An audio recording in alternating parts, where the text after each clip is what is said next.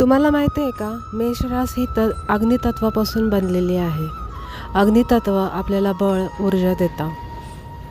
मेष राशीचा ग्रह हा मंगळ आहे.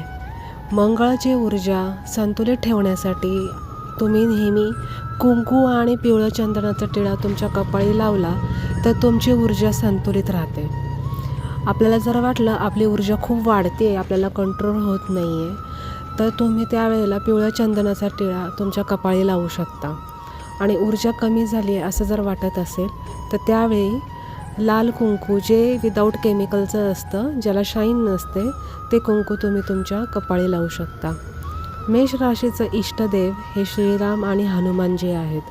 आणि इष्टदेवी ही माता नील सरस्वती, माता तारा, माता शैलपुत्री ही आहे.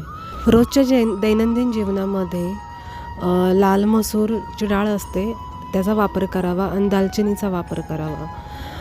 आता हे जे इष्टदैवत आहे, ह्यांपैकी तुम्हाला जे दैवत ची पूजा तुमची करण्याची इच्छा होते किंवा ज्या देवाला तुम्ही मानता, देवीला, देवांना, तर त्यांची पूजा कशी करावी, त्या पूजाविधी अशी आहे की साजूक तुपाचा दिवा लावावा, कापूर, अगरबत्ती आणि पांढरी किंवा पिवळी आणि केशरी मिठाई प्रसाद म्हणून द्यावी आणि लाल फूल अर्पण करावे.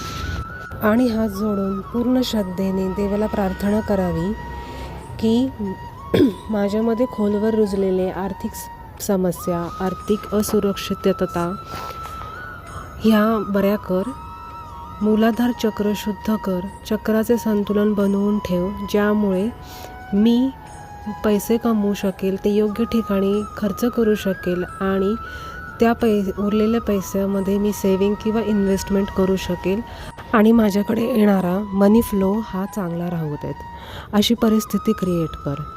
माझे अडकलेले पैसे मला परत मिळू दे. पैसे पुनर्प्राप्त करण्यासाठी देवी किंवा देव आपल्याला खूप मदत करतात.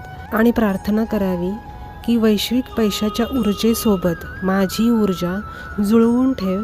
वेगवेगळे उत्पन्नाचे स्रोत माझ्यासाठी उघड व त्या स्रोताचा उपयोग व लाभ मला होऊ देत. मी सांगितलेली माहिती जर तुम्हाला आवडली असेल तर तुमच्या ओळखीमध्ये, तुमच्या रिलेटिव्समध्ये ही माहिती शेअर करा, जेणेकरून त्यांनाही या माहितीचा फायदा होईल. थँक्यू.